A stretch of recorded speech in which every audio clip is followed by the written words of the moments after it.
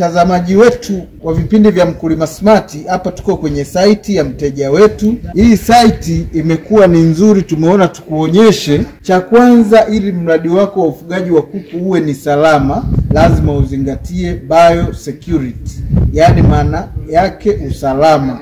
Hapa kama unavyoona tumejenga fence, ambayo hii fence imeweza kuzungusha zaidi ya square meter kama 3500, ambalo hili eneo lote unaweza ukafuga kuku 10,000, ambapo baada ya kujenga fence tumejenga banda la kwanza lenye mita 18 urefu na upana mita 6, unaloweza ukafuga kuku 2,000.